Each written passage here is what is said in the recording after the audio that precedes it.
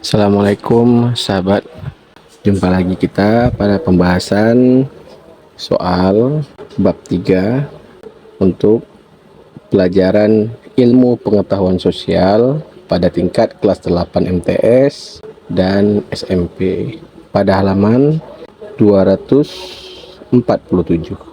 Semoga semangat selalu, semoga rajin dan termotivasi dalam belajar dan meraih nilai yang baik, menyongsong masa depan yang cerah ya sahabat. Kita mulai pada soal nomor 11.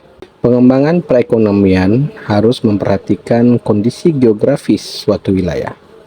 Berikut ini yang bukan aspek kondisi geografis adalah: A. Letak, B. Kontur tanah, C. Sumber daya, D. Iklim dan cuaca.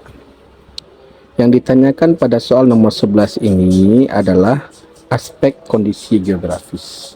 Aspek kondisi geografis itu meliputi letak sebuah wilayah, kemudian sumber daya apa saja yang dimiliki oleh wilayah tersebut, baik sumber daya alam maupun sumber daya manusianya.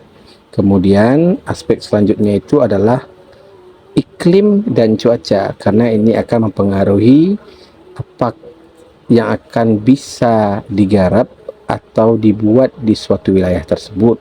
Apakah itu cocok untuk industri, apakah itu cocok untuk pertanian, itu juga berpengaruh kepada iklim dan cuacanya. Berarti yang bukan itu adalah B ya sahabat, kontur tanah. Baik sahabat, kita lanjut ke soal nomor 12. Dalam visi Indonesia 2045 sangat dilihat arah pengembangan wilayah dengan strategi pemerataan pembangunan daerah 2045 per wilayah. Salah satunya adalah wilayah Maluku yang memiliki potensi sumber daya alam untuk mendukung pembangunan daerah. Berikut ini yang tidak termasuk sumber potensi daerah yang ingin diwujudkan di wilayah Maluku adalah: A. Pariwisata, B. Industri otomotif, C. Industri pengolahan, D. Basis perikanan nasional.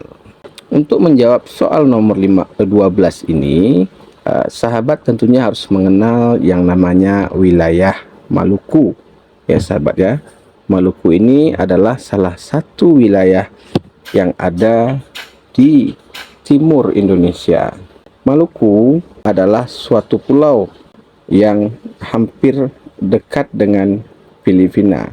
Maluku juga adalah wilayah yang sangat terkenal di masa lampau dikarenakan penghasilan rempah-rempahnya ya sahabat ya. Tapi di sini yang akan kita bahas itu adalah Maluku di era sekarang.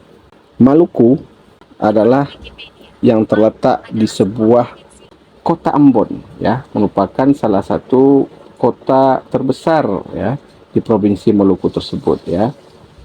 Maluku memiliki banyak potensi alam ya. Yang terbesar itu adalah sumber daya lautnya ya sahabat ya. Dikarenakan Maluku ini adalah sebuah kepulauan, maka daerah yang pertama itu yang bisa diwujudkan di situ, industri yang awal itu adalah pariwisata karena wilayahnya bagus ya sahabat ya. Kemudian industri pengolahan ya, karena hasil lautnya melimpah, maka bisa saja dijadikan sebagai industri pengolahan ikan atau hasil laut ya sahabat. Kemudian basis perikanan nasional tentu juga bisa karena hasil lautnya yang sangat melimpah. Maka yang bukan itu adalah B, industri otomotif. Baik, kita lanjut ke soal nomor 13.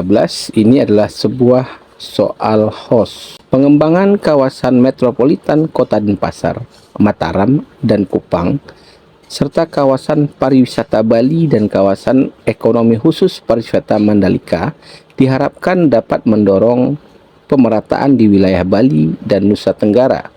Sektor yang diharapkan dapat tumbuh pesat dengan dikembangkannya kawasan-kawasan tersebut adalah: A. Jasa, B.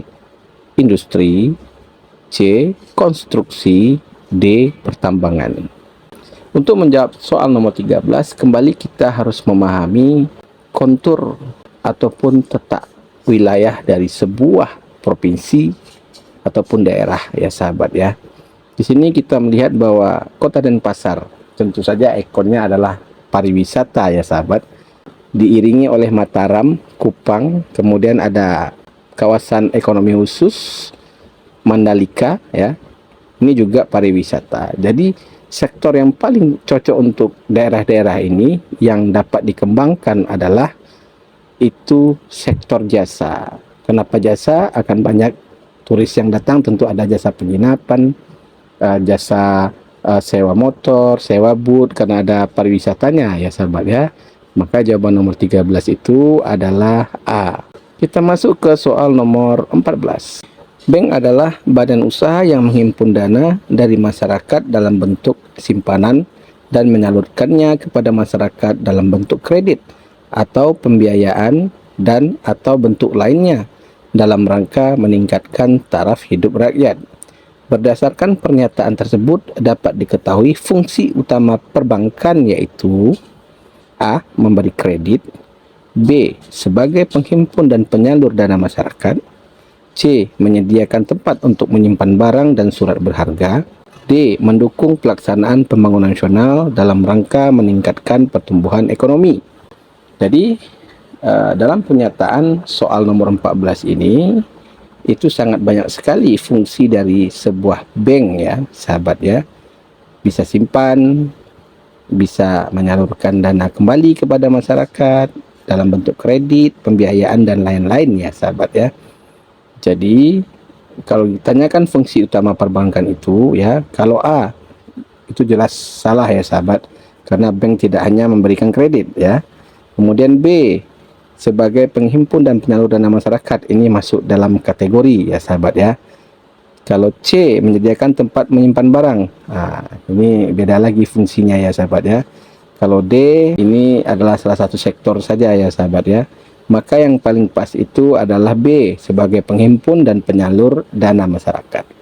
Baik sahabat, kita lanjutkan ke soal nomor 15. Simpanan yang penarikannya hanya dapat dilakukan menurut syarat tertentu yang disepakati, tetapi tidak dapat ditarik dengan cek atau alat transaksi lainnya adalah A.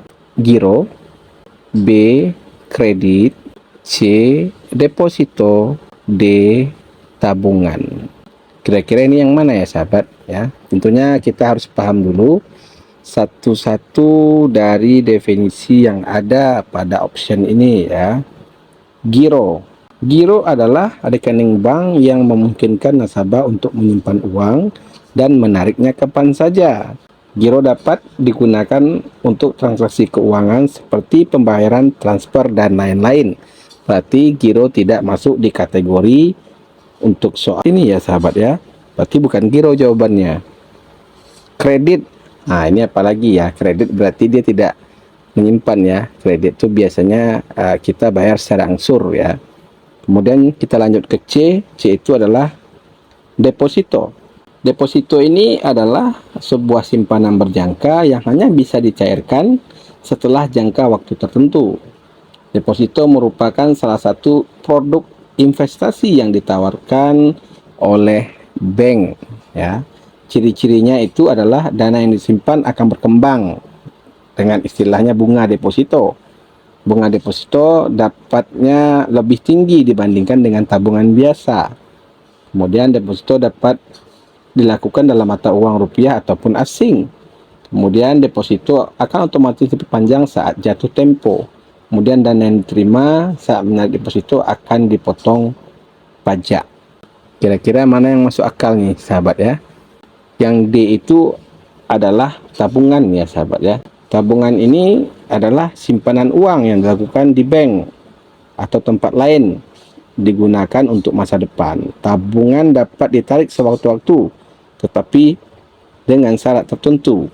Tujuan menabung dapat berupa dana darurat, pendidikan, pensiun, dan lain-lain ya sahabat ya.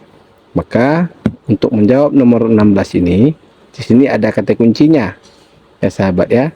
syarat tertentu yang disepakati tapi tidak dapat tarik dengan cek atau alat transaksi lainnya. Simpanan yang penarikannya hanya dapat dilakukan dengan syarat tertentu, maka jawabannya itu adalah C, deposito. Baik sahabat, sampai di sini dulu pembahasan kita.